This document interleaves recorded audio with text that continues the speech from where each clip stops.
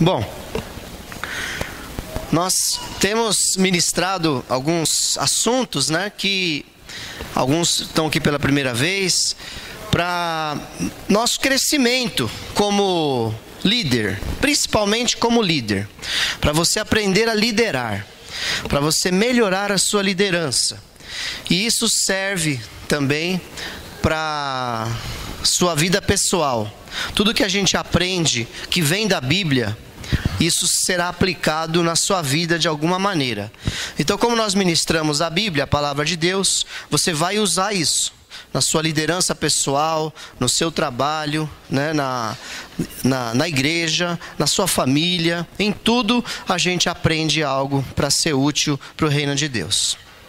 Vou esperar um pouquinho, a movimentação, isso.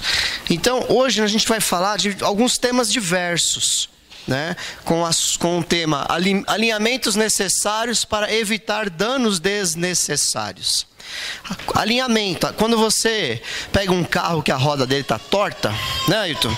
Você faz o quê? Você faz um alinhamento para ele andar. Quando você soltar o volante, ele vai retinho ali na estrada, né? Então você fazer um alinhamento em alguns pensamentos, alguns princípios, de acordo com a palavra de Deus, em diversos assuntos. Não sei quantos, eu tenho só 19 assuntos para falar hoje, não sei quantos eu vou falar, né? Então vamos falar de algumas coisas hoje, tá bom? Então, primeira coisa muito importante: Deus, acima de todas as coisas, é a nossa prioridade máxima. Quando você desalinha isso na tua vida, qualquer coisa que a gente coloca acima de Deus, e o tempo sozinho com Deus, ele é um indicador de que você realmente coloca Deus acima de todas as coisas. TSD é tempo sozinho com Deus. Quando você não tem um tempo sozinho com Deus, isso é um indicador de que Deus ainda não é o primeiro. E muitas vezes não é nem porque você é mau, porque você não gosta de Deus, né? Você é do diabo, não é nada disso. Muitas vezes é por falta mesmo de uma disciplina, de uma organização. Vamos lá. Então, o tempo sozinho com Deus, amém? Amém? Ele é um alinhamento importante na nossa vida. Jesus disse isso, que ele tem que ser como? Em segredo e no secreto. Então, em primeiro lugar, vamos ler aí esse versículo de Mateus 6, o versículo 1 diz assim: tenham o cuidado de não praticar suas obras de justiça diante dos outros, para serem vistos por eles. Se fizerem isso, vocês não terão nenhuma recompensa do Pai Celestial. Então Jesus ensina que é no secreto, é no segredo, né? Para a gente ganhar tempo, o próximo versículo diz: mas quando você der esmola, quando você fizer uma oferta, uma esmola, ajudar alguém, que a sua mão esquerda não saiba o que está fazendo a direita, de forma que você preste a sua ajuda em segredo, e seu Pai, que vê o que é feito em segredo, o recompensará. Então, sempre que a gente faz as coisas, fica querendo mostrar, você perde a sua recompensa daquilo que você fez. Ajudou, ajudou. Alguém recebeu, recebeu. Só que você não recebe lá no céu, porque você recebeu aqui na terra. Então o pagamento é uma vez só. Ou a gente recebe no céu, ou a gente recebe na terra. Então sempre que a gente faz propaganda do serviço que a gente está fazendo, e cuidado também para você não ser exagerado, ser radical e dizer assim: nossa, não pode falar nada. Se eu falar, não, se alguém me elogiar, perdi o galardão. Calma, não é bem assim também. Deus sabe de todas as coisas, conhece teu coração. Não é isso. Então não posso nem postar uma foto da minha célula, né, de alguma coisa. Não é isso, gente. Não é isso. É bem... Você é inteligente, amém? Amém. Você é inteligente, amém? Amém. Então, você entende o que eu estou falando. Então não é uma questão assim de não pode falar nada, mas é assim, tinha naquela época, eles faziam uma propaganda muito forte. Estou ofertando. Aí tinha lá um cara contratado para tocar trombeta. Na hora que ele punha a oferta lá, porque a pessoa estava, aí todo mundo olhava: olha, o fariseu está ofertando, dando uma esmola para aquele mendigo caído ali, né? Então é bem diferente. Então Jesus, ele nos ensina a fazer as coisas em secreto. E outra coisa que diz aqui: mas quando você orar, vá para o seu quarto, feche a porta e ore a seu pai, que está no secreto. Então seu pai, que vê no secreto, o recompensará. Então o tempo sozinho com Deus, ele traz uma recompensa. Você está ali com Deus. Eles também não faziam isso. Eles oravam nas praças, em público. Eles oravam diante das pessoas e não oravam no secreto. Então o seu secreto com Deus é um alinhamento muito importante. Por isso ele é o primeiro slide aqui do nosso ensino hoje. Quando você alinhar isso na sua vida, as outras coisas vão ficar mais fáceis. Você vai ter mais força para vencer o pecado. Você vai ter mais força e mais entendimento para ler a palavra. Você vai ter mais disposição para trabalhar no ministério. Você vai ter mais tolerância pelo que fazem contra você. Você vai ter mais amor, porque você vai estar buscando na fonte, que é Deus. E você vai ter muitas recompensas, porque a Bíblia que eu tenho, e a Bíblia é a verdade, a palavra de Deus, ela diz isso aqui, ó: o teu pai que vê no secreto, faz o quê? Recompensará. Então creia que há uma recompensa maravilhosa. Toda vez que eu oro, eu saio da minha oração diferente da maneira que eu entrei, lá no meu quarto. Nem as pessoas da minha casa sabem a hora que eu estou orando. Às vezes eles me pegam lá de surpresa, entram e vê eu orando, mas eu não fico fazendo propaganda, e eu vou lá e oro. Diariamente eu falo com meu Deus. Desde que eu me converti, eu tenho esse hábito, e isso me ajuda demais na minha força, na minha caminhada cristã. Está alinhado? A importância do seu tempo sozinho com Deus vai fazer o seu carro da fé andar direitinho. Ele vai para frente. Segunda coisa, muito cuidado com isso aí. A fim de... Nesse mesmo texto de Mateus 6, Jesus, ele repreende as pessoas porque elas faziam as coisas a fim de alcançar outra coisa. Então está tudo junto lá. Quando ele fala do segredo, do secreto, ele fala do que eles faziam em público. Então ele fala, o primeiro versículo, está aí?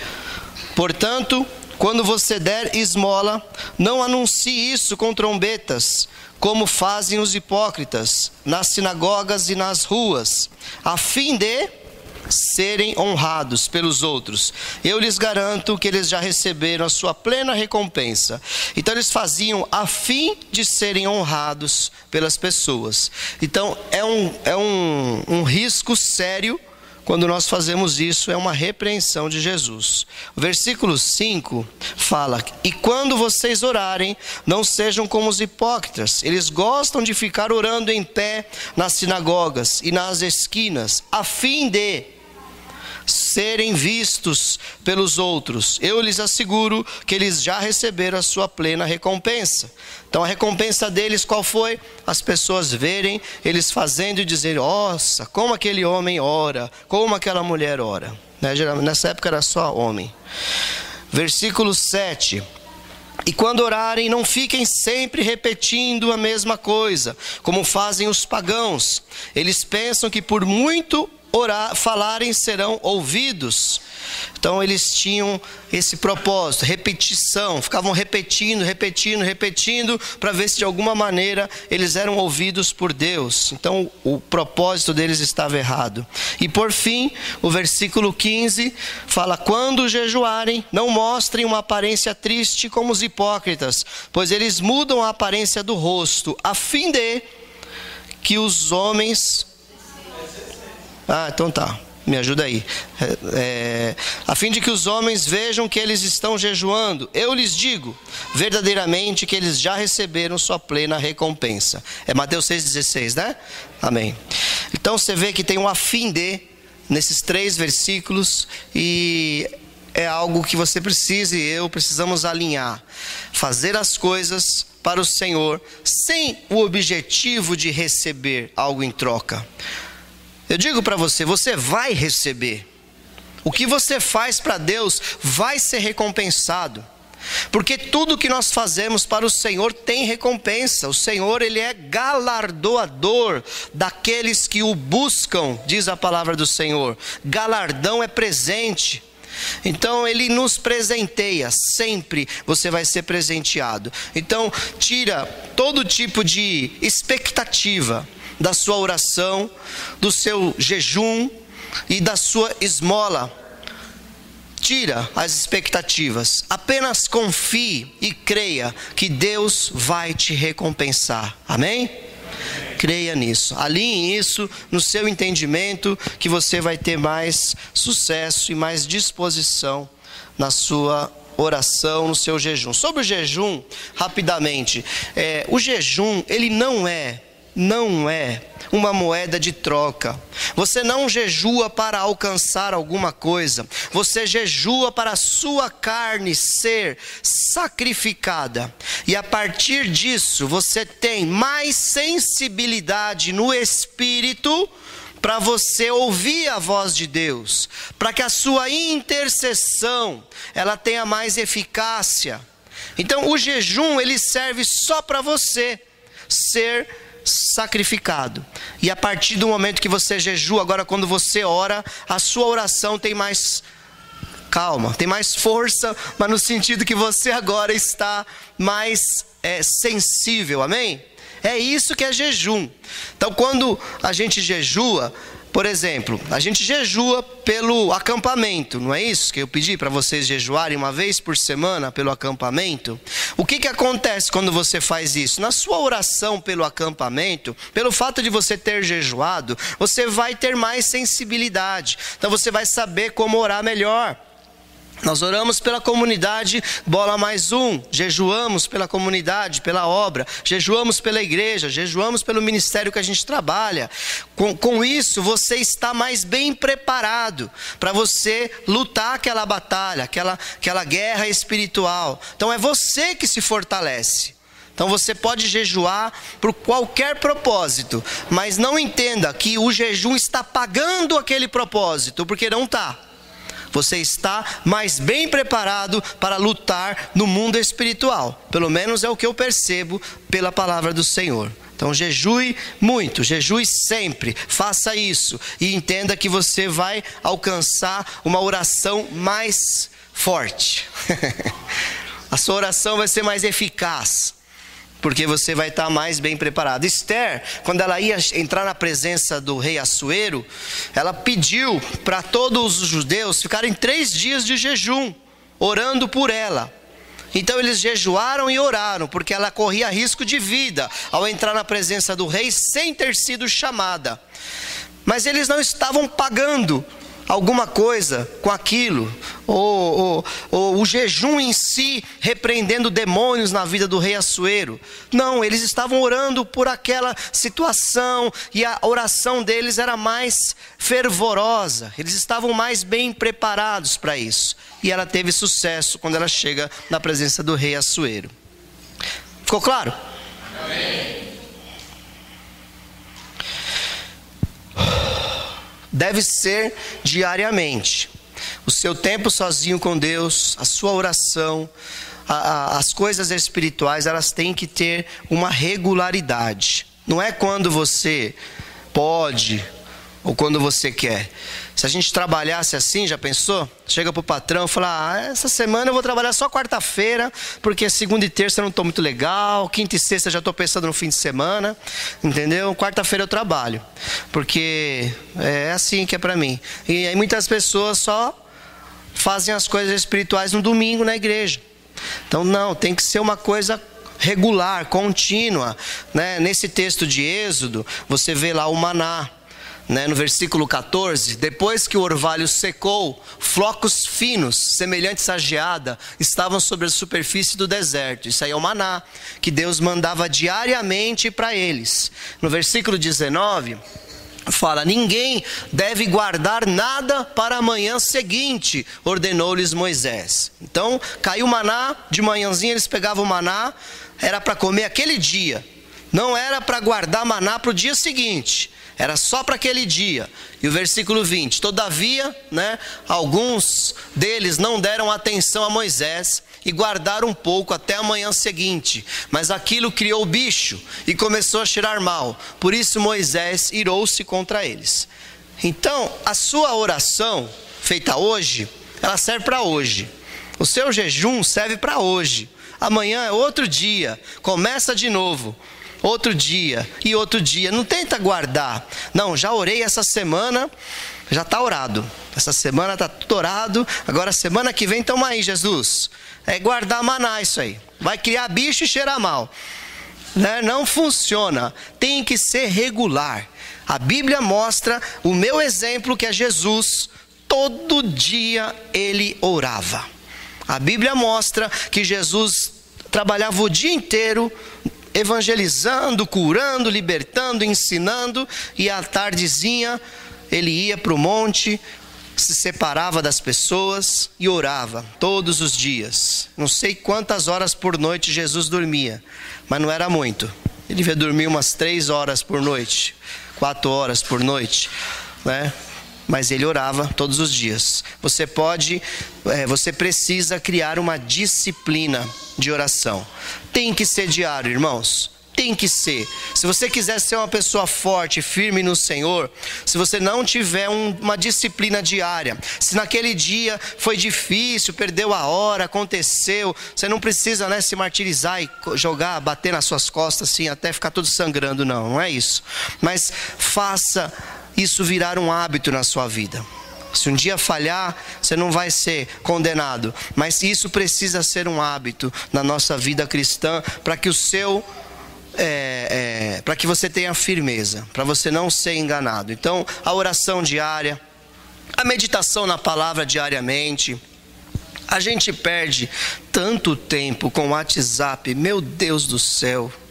Se você lesse se você ler 4 capítulos da Bíblia por dia, você lê a Bíblia toda em um ano. E a gente acha difícil ler a Bíblia toda, mas a quantidade de leitura, de bobeira que a gente vê no WhatsApp dá mais de 4 capítulos por dia, pode ter certeza. Então tenha essa disposição. Separe 15 minutos do seu dia, 20 minutos do seu dia para uma leitura bíblica. Diariamente, pode fazer sol ou cair chuva, você criou o hábito, nada faz você perder esse hábito mais. Então, não tente guardar a sua espiritualidade para o dia seguinte, porque vai criar bicho, vai cheirar mal e você vai ficar desnutrido espiritualmente. Vamos alinhar isso aí? Amém? Se você não fez até hoje, está perdoado, em nome de Jesus. Começa amanhã, não espera segunda-feira não. Não espera dia 1º de janeiro para começar não, é amanhã. Ou se você puder, já começa hoje. Já 3 capítulos da Bíblia ali, já hoje 3, 4 capítulos já começa. Né? Começa lá no Novo Testamento, livro de Mateus, vai lendo lá, daqui a pouco você terminou a Bíblia. Não precisa esperar 1º de janeiro para você começar a sua leitura bíblica em um ano. Começa logo. E a sua oração também. Separa 10 minutinhos do seu dia, na hora do almoço. Você tem 1 hora de almoço, separa 10, 15 minutos para você orar diariamente. Conseguiu mais tempo, mais qualidade. Tem gente que não tem tempo, eu entendo. Tem gente que acorda muito cedo, fica muito tempo no ônibus, vai trabalhar, trabalha um trabalho exaustivo, chega, pega ônibus de novo, vai para a faculdade, chega em casa tarde, dorme poucas horas. Dá para entender que nem todo mundo tem tanto tempo assim. Mas dá um jeito, acha 10 minutos, 15 minutos, separa diariamente. Se você tem mais tempo, aumente esse tempo e vá aumentando até você ter mais qualidade nesse serviço. Isso é um alinhamento fundamental para nós termos uma vida bem-sucedida. Isso aí também faz parte do mesmo tema. O sábio afia o seu machado. Então tem uma ilustração de um campeonato de lenhadores, e tinha um lenhador jovem, cheio de força, cheio de músculos, e ele olhou para o velhinho, e ele falou: esse velhinho vai competir comigo, vou ganhar de primeira, pode ficar tranquilo. E aí ele foi com todo o ímpeto e batia lá na árvore, cortava. Quando ele olhava, o velhinho estava parado, né? E ele, vou ganhar, né? E cortava, mas daqui a pouco ele olhava, a pilha do velhinho estava mais alta que a dele. E ele, como isso é possível? Ele batia com mais força e começava, né, a suar e transpirar, e olhava para o velhinho estava parado. E ele disse, não é possível, a pilha do velhinho está maior que a minha. No final do dia o velhinho ganhou. E aí ele fala, olha, o senhor já ganhou, mas me conta, qual é o seu segredo? Toda vez que eu olhava, o senhor estava parado. Ele fala, meu filho, aprenda uma coisa. Toda vez que você me via parado, eu estava afiando o meu machado. Então eu tinha mais eficácia para cortar as árvores. Então o sábio, ele afia o seu machado. Olha o que diz a Bíblia em Eclesiastes 10:10. Se o machado está cego e sua lâmina não foi afiada, é preciso golpear com mais força. Agir com sabedoria assegura o sucesso. Olha aí, a Bíblia com toda a sua estratégia e sabedoria. Está difícil, o esforço está muito grande, o ministério está pesado, o jugo não está fácil. Então vou te dizer uma coisa, não é o jugo de Jesus. Porque a Bíblia diz que o jugo de Jesus é suave, o fardo dele é leve. Então está faltando afiar o machado. O que é afiar o machado? É você se preparar melhor. É você ter o seu tempo sozinho com Deus. É você participar dos treinamentos que a igreja passa. É você não só ouvir, que agora eu sei que você está com sono, tem algumas pessoas inclusive que estão dormindo, né?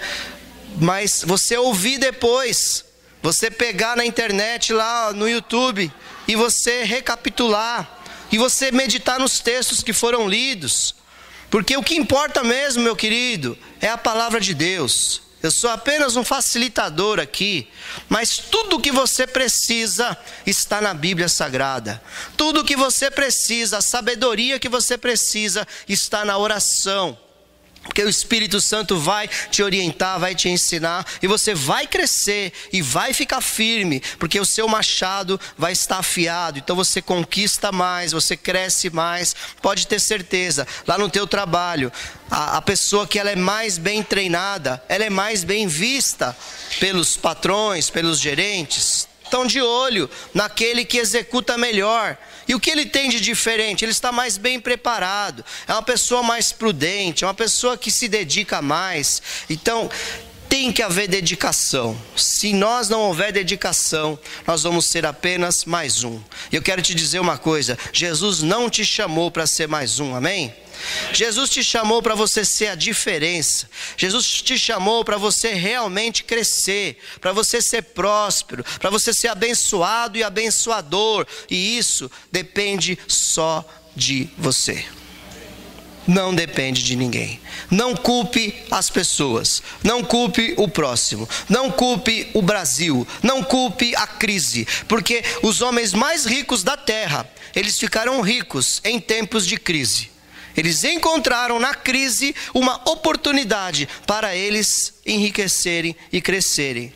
Então, se está difícil, aproveita, é a hora de você crescer.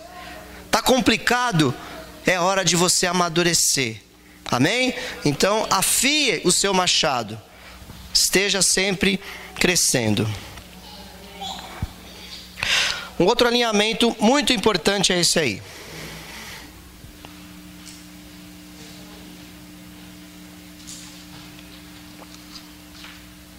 Os valores estão muito invertidos. Nós precisamos entender a ordem de prioridades das coisas. A Bíblia diz que se alguém não cuida de seus parentes, e especialmente dos de sua própria família, negou a fé e é pior que um descrente. É forte isso, meu querido. Negou a fé e é pior que um descrente. Marido que maltrata a esposa, esposa que desrespeita o marido, filhos que desobedecem os seus pais, pais que maltratam seus filhos, que não dão atenção. Quem não cuida da sua casa é pior que o descrente e negou a fé. Então é um alinhamento fundamental. Às vezes as coisas não vão bem na nossa vida, está dando errado, porque a base de tudo está corrompida. E Jesus diz na palavra do Senhor que Deus não coloca remendo de pano novo em vestido velho. Por quê? Vai romper tudo. O pano novo vai romper. Então é preciso que a base esteja sólida, esteja correta. E a família é a base do seu sucesso, do seu ministério, do seu trabalho. Se o trabalho ele está tomando totalmente a sua energia, não sobra nada para a sua família, começa a buscar outro trabalho.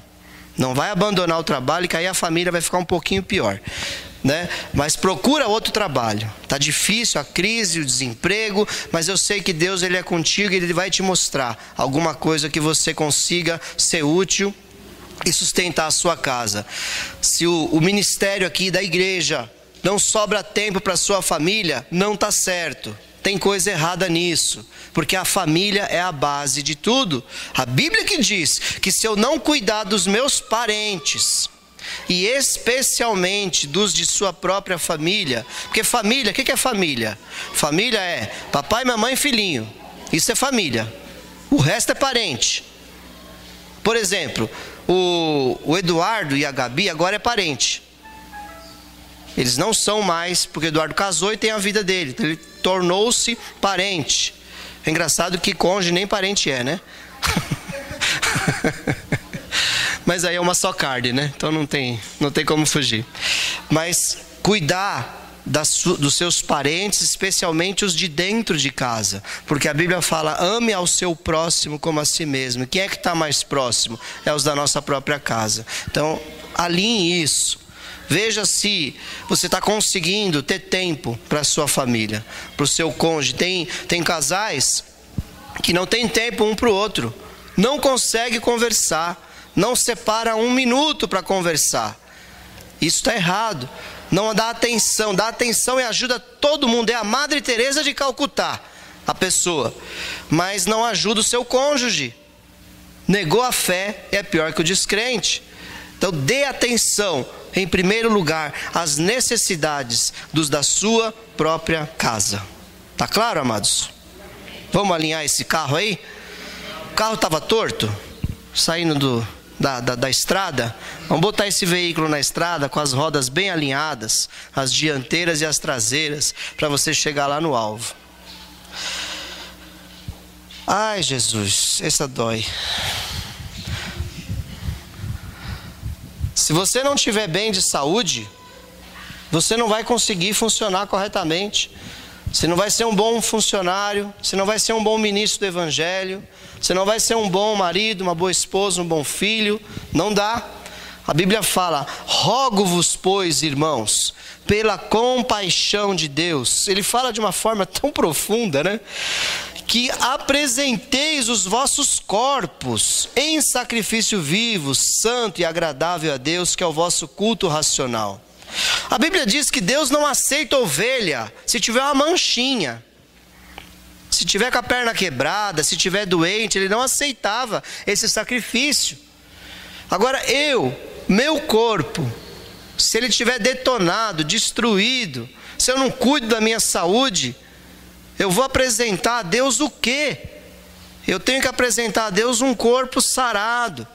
Eu tenho que buscar o melhor para a minha saúde. Então, cuidar bem da sua saúde.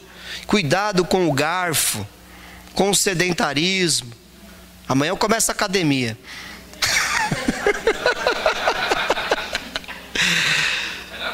É, na fé. Amém. Já marquei. Vou lá, amanhã eu estou lá.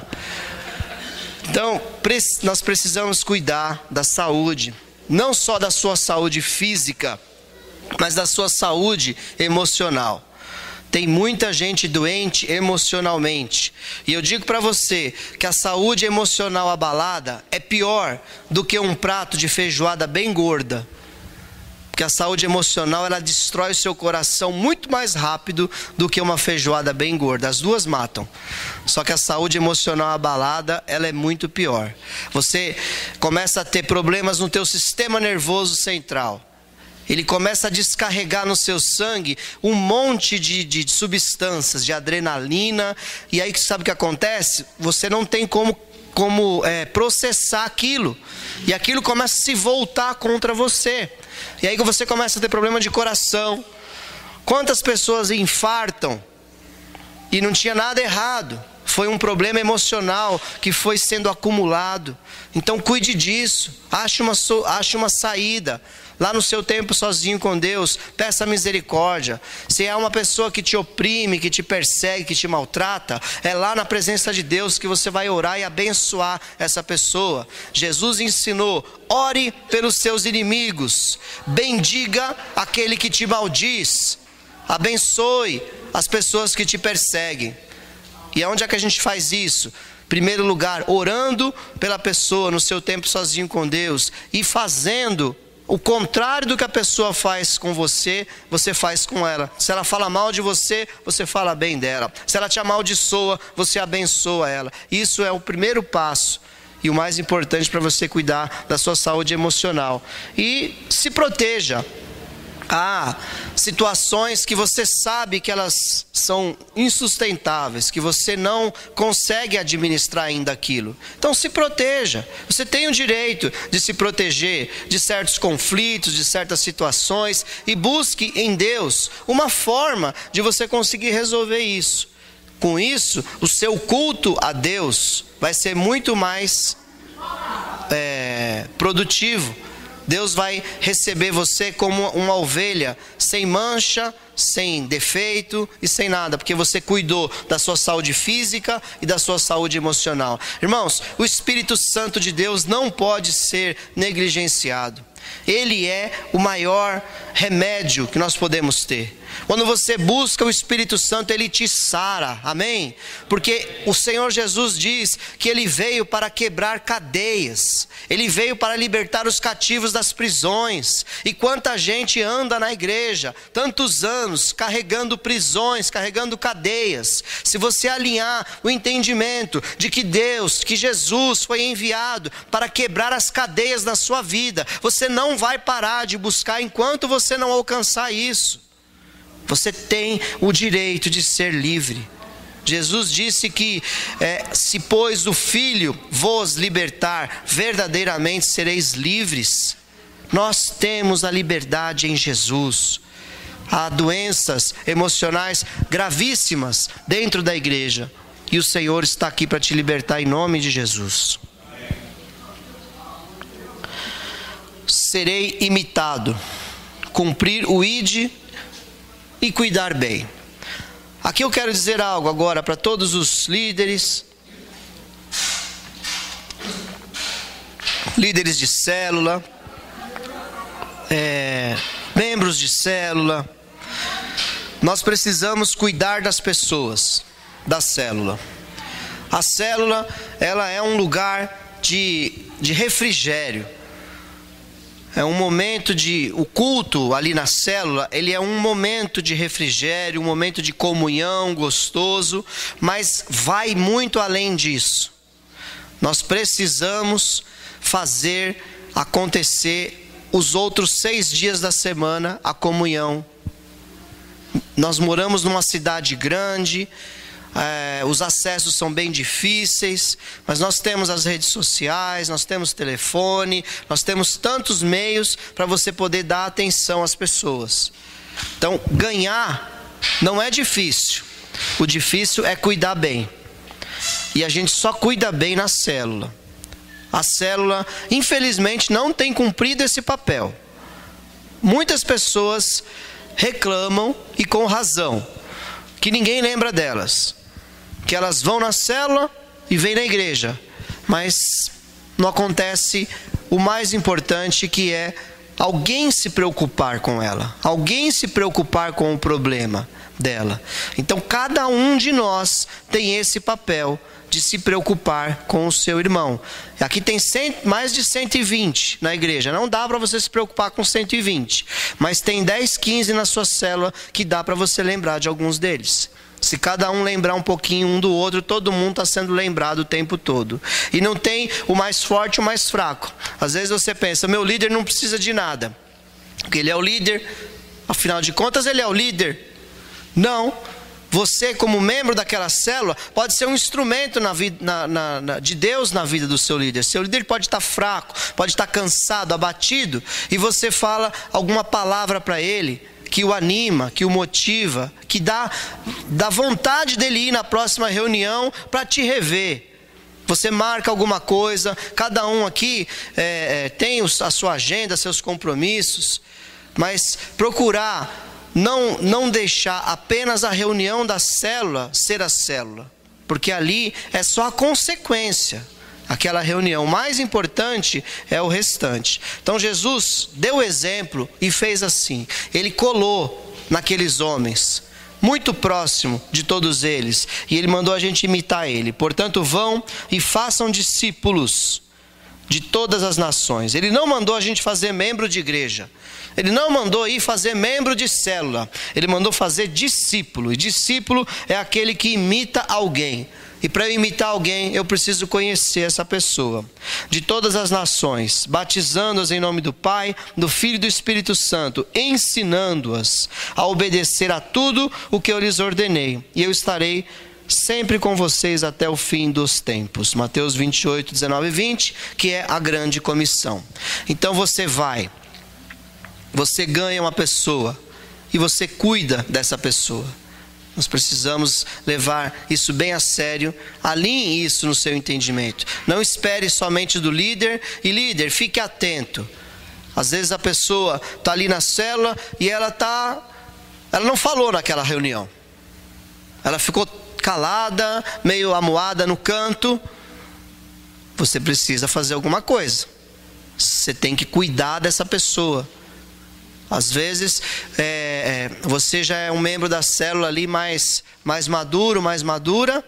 Você está vendo aquela pessoa ali, na mesma reunião ali mesmo, na hora de tomar o cafezinho, o lanchinho ali, você já cola na pessoa e já começa a conversar. Sentir que você está tão abatido hoje, tão abatida, posso te ajudar de alguma maneira? E começa a conversar para a pessoa se abrir. Teve uma reunião de célula nossa aí, algumas semanas atrás, que foi uma bênção. A pessoa abriu o coração na hora do lanche.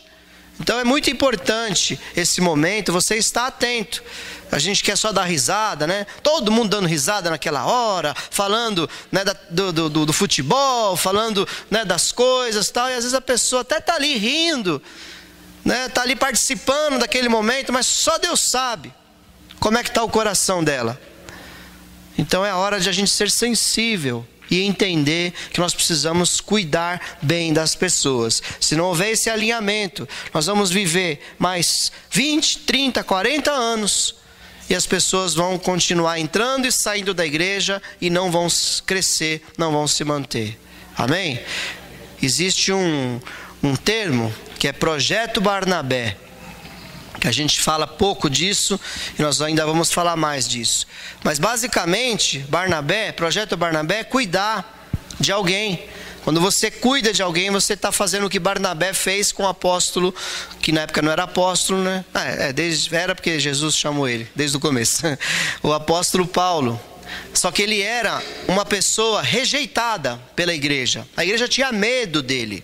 Então aonde ele chegava as pessoas ficavam apavoradas, porque não é esse aí que estava matando todo mundo? Como que ele está aqui agora? E Barnabé chamou Paulo para perto, fez uma viagem missionária com ele, falou, olha, esse homem realmente se converteu. Então nós muitas vezes precisamos pegar as pessoas pela mão e caminhar com elas lado a lado, até que elas se desenvolvam e elas comecem a caminhar também ao lado de outra pessoa. Amém, querido? Vamos alinhar isso aí? Amém. Amém? Vamos ser mais Barnabé? Amém. Pastor Mário? Eu queria, dentro disso, que você está falando na célula, né? Onde nós já conhecemos tudo. Mas um fator importante também é o culto de celebração. Sim. Visitantes que chegam e que não está em nenhuma célula. E às vezes entra, sai, e às vezes nós não damos atenção. Exato. Não vão lá para agradecer pela visita. Exato. Quem o convidou. Isso aí. E as pessoas às vezes até inibida, tipo de voltar depois. Então acho que é importante. Às vezes não é voltar, se expressa. Aham. E essa atenção acho que é importante também. Fundamental, pastor. Isso mesmo. Tá certinho. Então no culto de domingo, fica de olho, né? Na hora da oração da família, por várias semanas nós vacilamos nisso. Algumas ficavam um ou outro assim, sabe, isolado, porque a família não estava ali. Então, a gente demorou para perceber isso. Hoje a gente ainda dá o aviso. Mas fique de olho, a pessoa está sozinha, vai lá, traz ela para sua família para orar junto com você. No final do culto, não deixe ela sozinha, chama lá para o cafezinho. Oh, vamos tomar um café aqui. E ali, como você chama, de onde você veio, quem te convidou, e começa a bater papo. Né? Deixa a pessoa falar, faça isso acontecer, irmãos. Igreja é isso. As pessoas estão feridas, as pessoas estão olhando para a igreja como uma instituição financeira, infelizmente, que as pessoas têm muito medo da igreja pelos maus exemplos que nós temos aí. Nós não somos assim. Nossa igreja é uma bênção, glória a Deus por isso. Mas está faltando essa atenção no domingo. Tem pessoas, e não dá para esperar dos pastores. A gente tenta, mas a gente não consegue. A gente precisa que a igreja toda esteja envolvida nesse processo. Quando eu entrei aqui, eu não canso de dizer, teve um casal, o Toninho e a Tânia, que colou na gente. Então o tempo todo eles estavam conversando, acabava o culto, eu não teria ficado nessa igreja, tenho certeza. Nem eu, nem minha esposa. Mas terminava o culto, né? O Toninho lá, estilo Roberto Carlos, né? Muitas emoções. E ele vinha e batia um papo e conversava, tal. Conversava com a Luciana também. E a gente foi ficando por causa disso. E a gente visitou outras igrejas antes de vir para cá, né? Era uma tragédia, né? Deus queria que a gente ficasse aqui mesmo, né? Então falta isso, irmãos. Isso se perdeu de alguma maneira, tá? E assim, o que eu vou falar também não nos louvo. Às vezes a pessoa é mais simplesinha e aí ninguém se aproxima. Mas a pessoa que vem de carro importado tem 5, 6 em volta dela. Então isso está errado. Nós precisamos olhar para todos igualmente. Igualmente. Carona. Vê se a pessoa precisa de uma carona. As pessoas que terminam o culto, às vezes vão de ônibus, tem carro saindo vazio. Dê carona, pergunte, se importe, converse. Amém? Fala, Selma. Então, é só uma observação, que eu lembro que antes os pastores falavam, né? Tem alguém nos visitando. Certo. E às vezes a pessoa levantava a mão, aí a igreja olhava para aquela pessoa. Certo. Eu lembro que eu marcava aquelas vidas, né? Para ir lá. E às vezes no meu caso, falando eu, às vezes eu chego um pouco atrasada, eu sento na porta e não consigo ver, assim, as pessoas então estão já conversando com a... Certo. Eu não consigo saber quem é o visitante, né? Eu acho que era... Entendi. Vou te explicar. O que aconteceu? Nós sentimos exatamente isso, um constrangimento do visitante. Porque tem pessoas que querem vir na igreja, ele quer ser um ilustre desconhecido. Entendeu? Então a gente tem falado assim, você que nos visita, seja muito bem-vindo e tal, para evitar esse apontamento. Porque tem um monte de gente que ele não conhece, ele pensa assim, nossa, tem um monte de gente aqui que é desconhecido também, né? Ele não conhece, só que ele não sabe que é só ele e mais um. Às vezes que é desconhecido, que todo mundo se conhece. Então, qual que é a dica? Viu alguém sozinho? É lá que você tem que ir. Sendo visitante ou não sendo visitante. Às vezes é um membro que está ali amuado num canto. Está precisando de uma atenção. Aí você cola lá. Então, viu sozinho, essa é a dica. Se já está numa rodinha, amém, glória a Deus. Já está sendo... Barnabé está funcionando ali. Tá bom? Então, foi por isso, né? Nós conversamos já faz tempo isso no presbitério, que a gente sentia que algumas pessoas ficavam constrangidas de serem identificadas. A gente ainda cometia gafe, fica de pé, tal, e a pessoa ficava de pé, e todo mundo olhava para ela, né? Constrangia um pouco. Tem gente que gosta, né? Inclusive tem gente que acha ruim se não fizer, como você falou, né? Nossa, eu fui naquela igreja, nem falaram meu nome, né? É difícil agradar todo mundo, né? Complicado. Mas se no final do culto a igreja envolver e for lá e der atenção, esse negócio com certeza vai ser resolvido. Amém? Mas foi bem colocado, Selma. Isso mesmo. Bom, vou falar só mais um. Alegria em todo o tempo. Há uma como é que eu vou dizer? Há um entendimento de que secular principalmente, né? Ué, mas não é crente, não está na igreja, por que passa luta, por que está passando dificuldade, né? Na verdade, a Bíblia fala que a gente aprende com essas coisas e que a gente tem que se alegrar com todas as situações. Então o apóstolo Paulo, ele escreve, ele tinha propriedade para falar isso. Eu vou pedir que vocês me ajudem, lendo aí que a minha voz está acabando. Vamos lá? Não estou...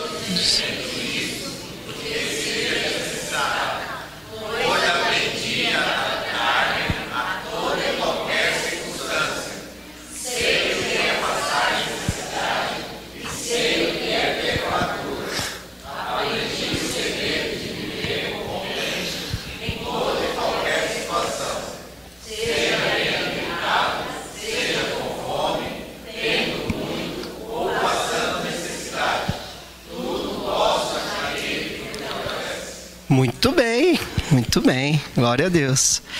Você viu que ele falou que ele aprendeu? Então, quando a gente passa por problemas, você aprende, aquilo te ensina, inclusive a dar valor, né? Você já ouviu falar sobre o bode na sala? Tinha uma empresa que o pessoal reclamava demais do escritório. Ah, porque esse escritório é ruim, porque é isso, porque é a luz, porque é a mesa, porque é a cadeira, porque é o piso, porque é o banheiro, porque é isso, porque é aquilo. E reclamava de tudo. Aí o patrão, ele falou assim, não, eu vou resolver o problema, pode deixar. Ele pegou um bode, amarrou no pé da mesa e colocou lá o bode. Esse bode vai ficar aqui, ninguém mexe nele. E o bode ficou lá, comendo, defecando, fazendo tudo ali, por uma semana, né? Uma semana dentro da sala. E ninguém aguentava mais aquele bode. Imagina o cheiro que ficou naquela sala. Na semana seguinte, o patrão foi lá, tirou o bode, limpou tudo, né? E tirou o problema da sala. E o pessoal falou, nossa, mas como tá legal. Que gostoso que está o escritório, né, gente? Olha só que cheiroso que está, que gostoso. Tirou o bode da sala. Então, muitas vezes, Deus põe um bode na nossa vida para a gente aprender a dar valor naquilo que a gente tem, né? Agora, quando você tiver um problema, você lembra do bode, né? E o bode está lá na sua sala. O que está acontecendo, Deus? Você está aprendendo a dar valor no pãozinho com manteiga. Ah, mas hoje não tem queijo. Mas tem pãozinho com manteiga, aleluia, né? Hoje não tem a manteiga, mas tem o pão, glória a Deus. Hoje não tem o pão, mas tem o cafezinho, glória a Deus pelo cafezinho. Hoje não tem nada, eu vou orar, eu vou jejuar, eu sei que Deus quer me ensinar algo com esse negócio, né? Em tudo, olha que ele fala, aprendi a adaptar-me a toda e qualquer circunstância. Você vai ser uma pessoa mais poderosa nessa terra se você aprender a se adaptar às situações. Porque quando a gente não aprende a se adaptar, a gente desiste, a gente afrouxa. Quantos perdem empregos bons aí porque não aprende a se adaptar com o que falam? Ah, eu não levo desaforo para casa. Perde oportunidades. E às vezes o desaforo que você levou, ele vai te ensinar a ser mais humilde. A pessoa estava errada? Estava errada, não importa. Mas você vai aprender a ser mais humilde e vai dar um exemplo do que realmente é ser um cristão. Então aprenda a se adaptar a toda e qualquer situação. E às vezes a gente precisa orar, sabia? Quando a vida está muito boa, tem que orar para Deus mandar uns bodinhos na nossa sala. Tá tudo muito tranquilo, tá suave. Nossa, Deus, tá uma beleza. Conta bancária tá boa, saúde tá boa. Aí sabe o que acontece? O tempo sozinho com Deus não é tão importante mais. Fim de semana, praia. Partiu praia, né? Culto, onde é que der eu vou, né? Reunião de célula, imagina, vou pro cinema, né? Vou pro Outback comer aquela costelinha de barbecue, né? Vou passear, vou viajar.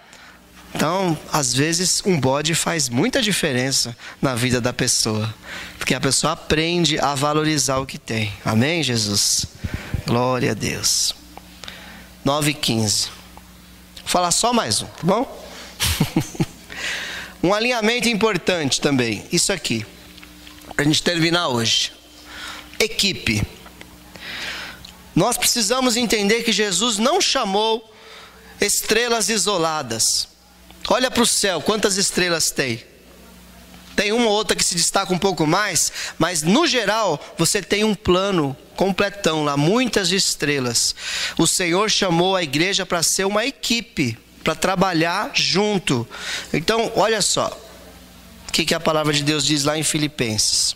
Se por estarmos em Cristo, nós temos alguma motivação, alguma exortação de amor, alguma comunhão no Espírito, alguma profunda afeição e compaixão, completem a minha alegria, presta atenção aqui, tendo o mesmo modo de pensar, o mesmo amor, um só Espírito e uma só atitude. Nada façam por ambição egoísta ou por vaidade, mas humildemente considerem os outros superiores a si mesmos. Filipenses 2, 1-3. Então você percebe aqui um espírito de unidade. Pode acontecer de eu pensar diferente de você? Pode acontecer, mas quando eu tenho um espírito de equipe, eu quero trabalhar em prol do reino de Deus. Eu quero que a igreja seja consolidada, porque eu quero que as pessoas entrem aqui e encontrem um lugar seguro para elas aprenderem sobre Jesus, aprenderem sobre a fé, serem batizadas, serem salvas. Quando nós olhamos para o objetivo maior, nós fazemos o que Jesus fez, que a Bíblia diz que, lá em Filipenses mesmo, que ele foi obediente até a morte, e morte de cruz. A obediência acima da sua própria vontade. E a Bíblia diz para nós andarmos juntos, porque Jesus ora assim: Pai, eu peço que eles sejam um, assim como eu e o Pai somos um. E todos saberão que vocês são meus discípulos, se vocês forem um. Então a importância de nós andarmos em equipe. A divisão não cabe no reino de Deus. A divisão, ela começa no coração. Então você tem que orar, tem que lutar contra a divisão que brota no seu coração. Eu não concordo com isso, eu não concordo com aquilo. E a minha Bíblia diz que nós precisamos ter o mesmo modo de pensar, o mesmo amor, o mesmo espírito, a mesma atitude. E você alcança isso, você consegue isso na presença de Deus, com Jesus. Jesus foi muito, vamos dizer assim, perseguido. Nem os próprios discípulos dele acreditavam nele, mas ele sabia para onde ele estava indo, qual foi o chamado dele. Então o grande problema é quando a gente olha muito para o lado e esquece de olhar para frente. Se você olhar para frente, você sabe aonde você quer chegar, nada te paralisa, nada te impede de você seguir nesse objetivo. E isso faz com que você tolere muita coisa, que você passe por cima de muitas dificuldades. Não deixe a divisão brotar no seu coração. Seja um. Ande em unidade. Todo mundo tem defeito. Todo mundo está em processo de aprendizado. Ninguém aqui nasceu sabendo. Os seus pastores não são perfeitos. O seu líder de célula não é perfeito. Mas nós estamos lutando a mesma causa, amém? Nós estamos andando para o mesmo rumo, o mesmo objetivo. Ninguém aqui está ganhando bens materiais para fazer isso. Por que que nós vamos brigar uns com os outros, vamos discutir, vamos nos dividir? Isso só leva à nossa derrota. O nosso adversário, ele só quer isso. Ele quer que eu fique de cara virada para você e você de cara virada para mim.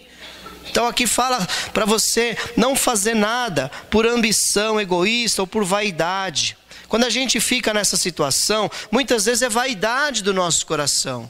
É uma coisa fútil. Vaidade é isso. Vaidade é uma coisa. Vaidade não é passar uma maquiagem no rosto e ficar mais bonita. Vaidade é uma coisa passageira. Então, se a gente olhar para os valores eternos, nós não vamos deixar nada nos dividir.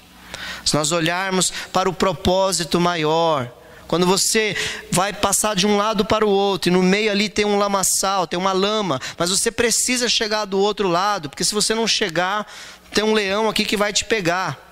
Você passa na lama, você não olha para a lama, você suja seu pé e chega do outro lado, porque você tem um objetivo a alcançar.